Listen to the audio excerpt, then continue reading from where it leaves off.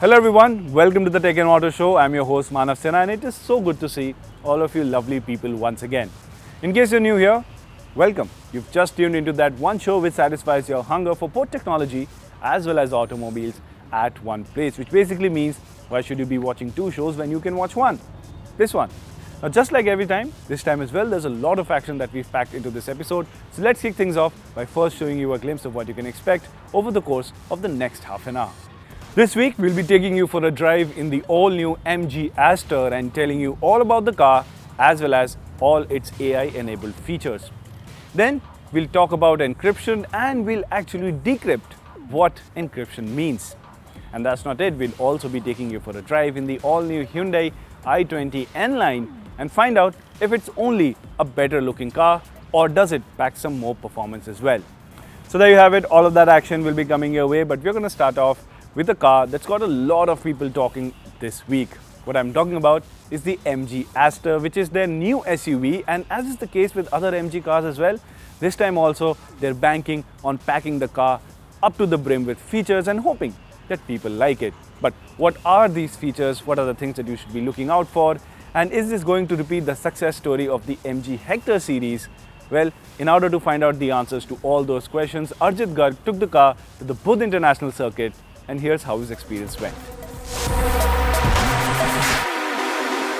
Back in 2019, when MG Motor announced their India entry, they promised a lot of technology and a lot of innovation with all their cars. And then we have seen products like the Hector, the ZS EV and the Gloster all fulfilling the MG's agenda and the promises. Fast forward to 2021 and MG is ready with yet another technology forward SUV. Meet the MG Astor.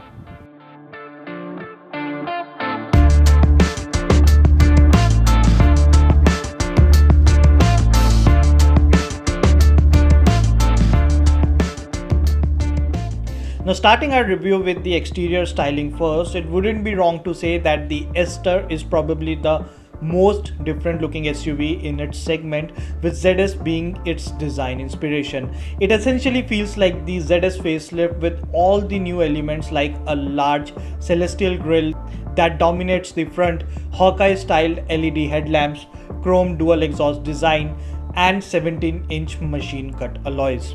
Now let me be very honest here. The MG Astor is actually based on the ZS and I am not a big fan of the whole design theme that is going with the ZS or the Astor. What I feel is that the whole curvaceous design theme actually snatches away that feeling of bulk or the road presence from this SUV. Now having said that, this car is actually big enough inside out. There are also a play of multiple badges across the vehicle, and overall the Astor has a separate and a unique road presence.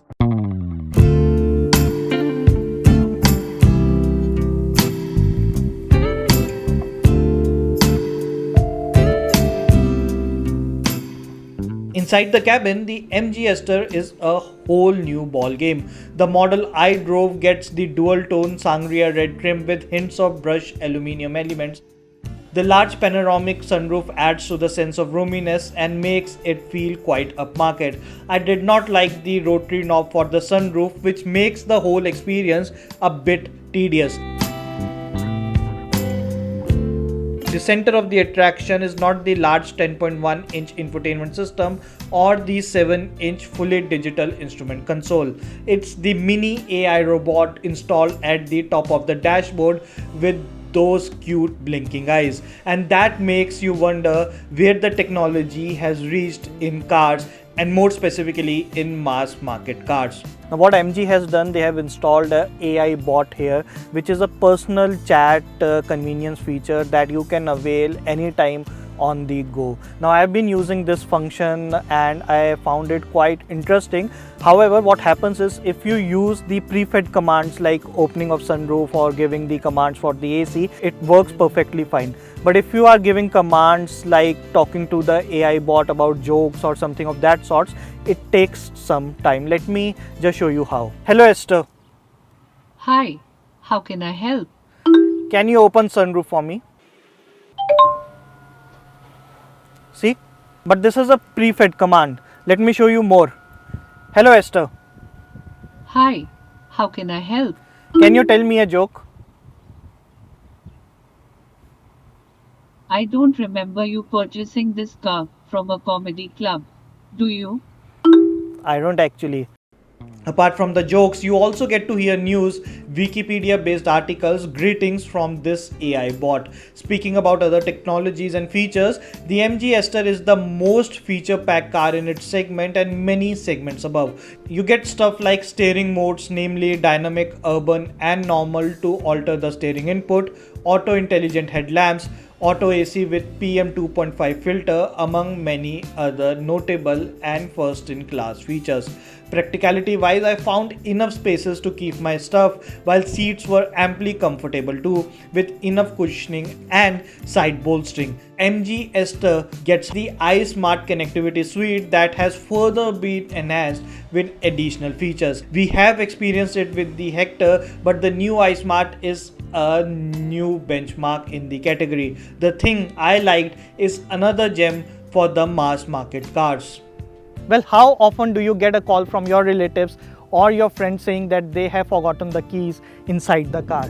Well, to all those friends and relatives, you can now buy the MG Astor because it gets the Bluetooth enabled remote lock unlock and the start stop function, which essentially means I can lock and unlock the car without any network, without any key, and I can also start the vehicle even if I am in the basement or in a no network zone using just my mobile.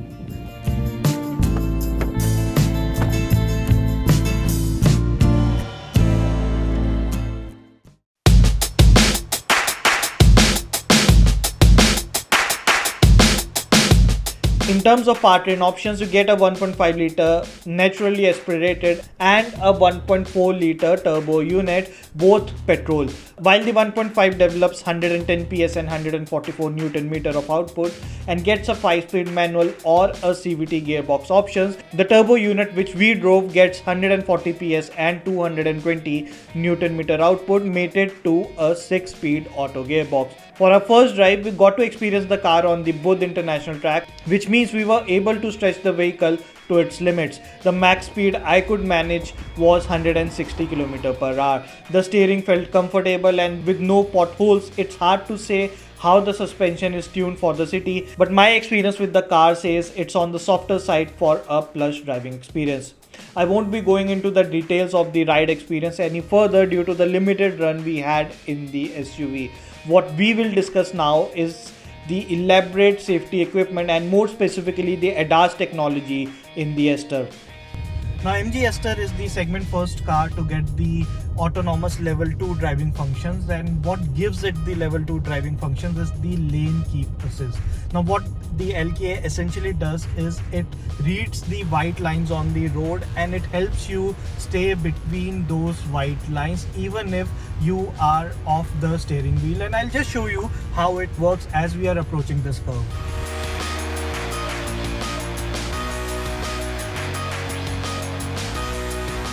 The good thing about the MG's ADAS technology is that every function can be altered as per your safety needs. You can switch from lane keep assist to just warning, or you can alter the sensitivity in the auto emergency braking. You also get equipment like 360-degree camera, TPMS and blind spot indicator.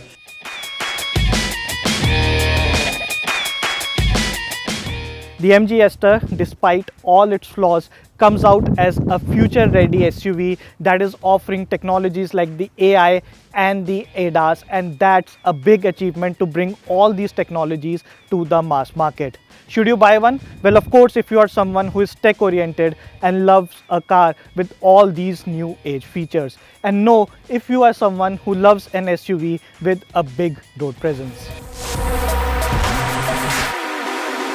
Let's move on to the world of technology. Now here at the Tech and Auto Show, we talk a lot about different forms of technology. We talk about smartphones, laptops, smartwatches, tablets, everything in between in terms of devices. But then again, we also talk about interesting technologies that go behind it. One of the things that's thrown around a lot is encryption, but what does it mean? Well, in order to explain it better, we've got that coming up next.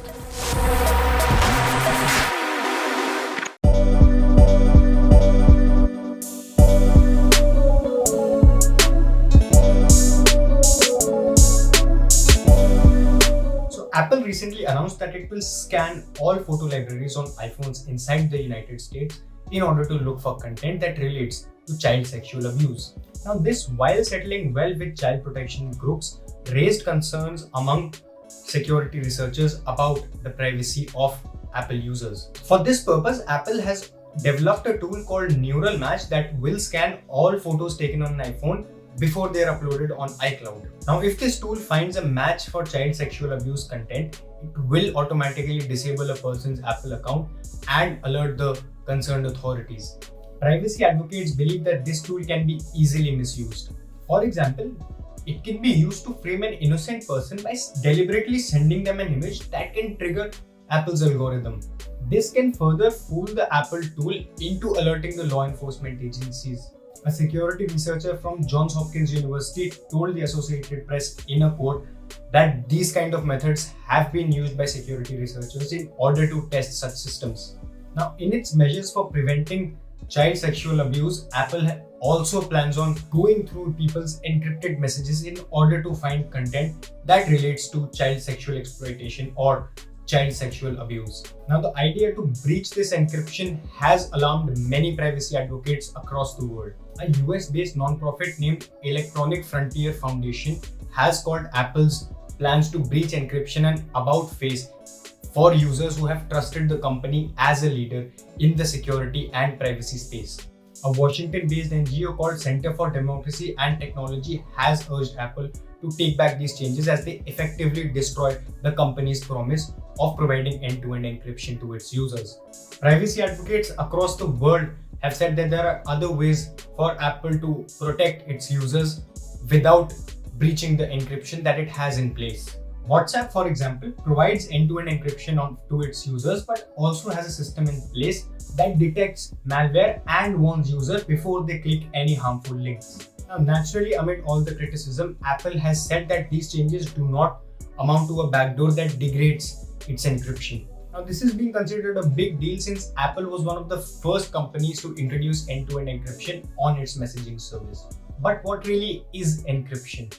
And why is it important for us to stay safe online? And what are the threats that encryption faces in the newer or farther future? As many of us already know, encryption is a security protocol that encodes plain text information into random cryptic text in order to prevent malicious actors online from reading or decoding your sensitive information. Now, encryption is very important because it helps us protect our data that we send, receive, or store in our devices. Basically, anything that we store on our devices, and if those devices at some point have been connected to the internet, everything is at risk unless encrypted. However, encryption is at risk. Companies like Apple and WhatsApp are under constant pressures from law enforcement agencies and governments to break encryption in order to curb cybercrimes. Countries like Australia, New Zealand, Canada, US, UK, India, and Japan have already called on tech companies to loosen their encryption in order to give law enforcement agencies access to content if required. The government of India, for example, has been pressuring WhatsApp to disclose the origin of a message for the past couple of years in order to curb misinformation and hate speech on the platform. Now, despite the pressure, tech companies have been stressing on the importance of encryption in order to maintain people's privacy online. However, it doesn't seem that these companies will be able to fend off the pressure for a very long time, as we have seen recently in Apple's case. Earlier in May this year, the government of India's new IT regulations gave law enforcement authorities the power to ask tech companies to find the first originator of any message. Now, WhatsApp did file a lawsuit against the new regulations, saying that this will end users' privacy on the platform.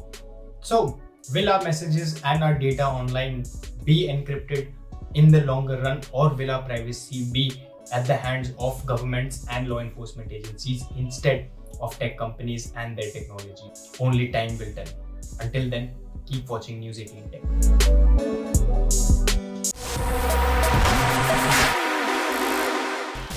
Welcome back. You're watching the Tech and Auto Show, and I'm your host Manav Sinha. Now, as I promised, before going for the short commercial break, it's time to talk about the Hyundai i20 N line. But before we get to the car, I want to mention something. You see, Performance-oriented hatchbacks sounds really exciting, at least to petrol heads like me, but they have not seen that kind of a success in the Indian market. We've got the likes of the Tata Tiago and Tigor JTP series, the Fiat Punto Abarth, and so much more over the years, which have ended up in being discontinued because of low demand. But now Hyundai is putting its might behind the Hyundai i20 N-Line and trying out the waters once again in 2021. The result is the i20 N-Line, and in order to find out more about it, Arjit Garg took it for a drive. Take a look at how that experience went.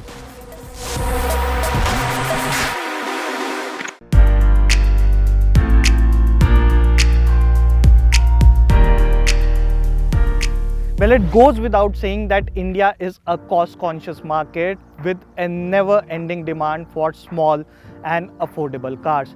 But that does not mean there is no audience for those performance vehicles who love the thrill of driving.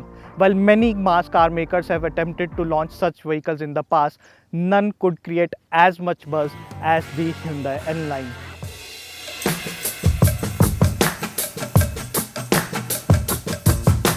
Yes, you heard me right. Hyundai has finally decided to bring its performance arm, the N-Line brand, to India, and their first ever vehicle in this brand is the i20 N-Line. We'll today see if this is just a cosmetic update over the regular i20 or does it really offer the thrill of driving.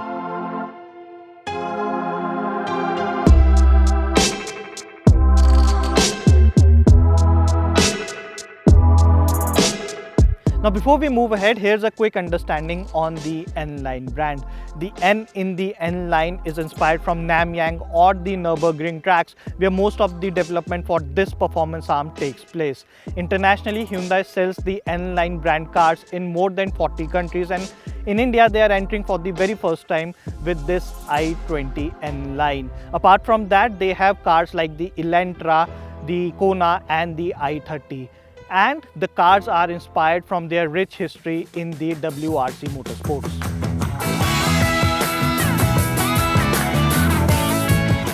As per Hyundai, design is the single biggest factor among buyers for choosing a vehicle in India today, and rightfully so. A lot of work has been done on the N-Line model to make it look as attractive as it can be. While the overall design remains the same as the regular i20, you get many interesting elements like a checkered flag inspired new grille, newly designed 16-inch alloys, dual chrome tipped exhaust pipes, and a tailgate spoiler with side wings. And to put things into perspective, I have with me this i20 Turbo with the i20 N-Line. And as you can see, apart from this new blue color scheme, you also get these multiple red inserts here and there that adds to the sportiness to this N-Line. And these red inserts are also carried forward inside the cabin, which we will just show you now.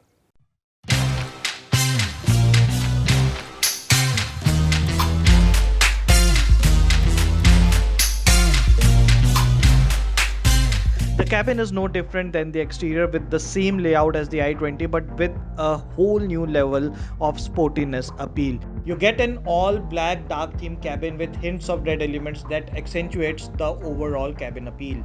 The seats get checkered flag design, while the dashboard gets a stylish horizontal lines integrated with the AC vents. I also like the toggle switch kind of AC buttons, while the use of leather trim throughout the cabin adds to a premium touch. The center of attraction though is a large 10.25-inch touchscreen infotainment system with inbuilt BlueLink connectivity and navigation. The infotainment is supported by an incredible Bose 7-speaker audio system. Hyundai has also added a voice-enabled sunroof to the i20 N-Line.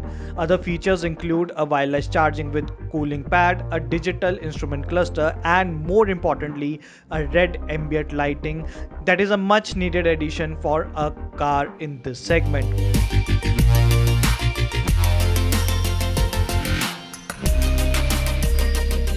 It is actually hard to find any fault in the cabin of the i20 N line in my opinion. Even the practicality and the space inside the cabin is on point.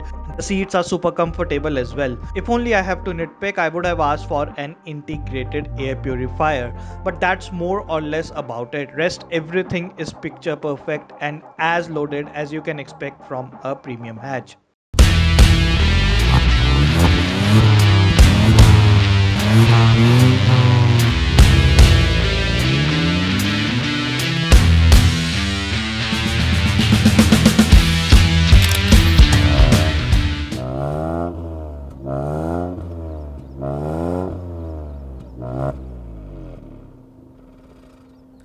Now the one thing that truly differentiates the i20 Turbo with the new i20 N line is the stupendous exhaust note, and producing this exhaust note is the same i20 Turbo engine, which is a 1 liter unit producing 120 bhp. You get an option of either a 7-speed DCT gearbox or an option of a 6-speed IMT gearbox. Now Hyundai claims that apart from the engine, they have worked tremendously on the steering, the overall handling, the braking and the ride quality and suspension tuning to elevate the whole driving experience in the N line.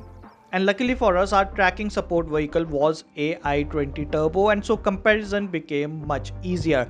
The N line indeed has a different overall driving experience as the Turbo model, but not as radical as the exterior and the cabin design. To give it a more sportier driving appeal, the steering has been made a bit heavy, and that for me was a turn down. You see, while I enjoyed driving the i20 N line on the beautiful winding roads of Udaipur and it felt planted, in city, the steering felt quite heavy. Also, while in the city, the car felt amply powerful. On the highway, I found it to be a little less aggressive. So, a mixed overall feeling in that sense. In my opinion, Hyundai should have added drive modes to alter power and steering response as per the driving conditions. Having said that, the suspension and braking was on point. In terms of safety, the i20 N line gets 6 airbags on the N8 variant, TPMS, ECS, ESC, ABS with ABT and virtual safety tech like the SOS and RSA buttons on the rear view mirror. Now, truth be told, I started this review with an impression in my mind that this car is a mere cosmetic job over the regular i20, and in that sense, Hyundai has completely nailed the design both inside out. But when it comes to the driving bit, you have to choose your options very carefully. If you are someone who loves to drive a car on the highway with a lot of emphasis on the performance, then the new Hyundai i20 N line is your car. But if you are someone who loves to drive the car in the city, have to take out your car mostly for your office commute and love a lighter steering wheel, then you should go for the regular i20 or the i20 Turbo for that matter.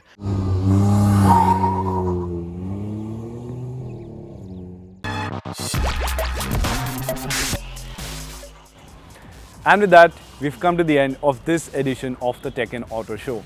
How did you find the show? I think we've got some really exciting things in this episode. Let us know how you find it by reaching out to us on Twitter. If it's about technology, reach out to us at News18Tech. If it's about automobiles, at News18Auto is where we're at. And remember, by logging on to news18.com, you can read up more on both these industries. Well, that's about all for today. I'll catch you same time next week, only on CNN News 18.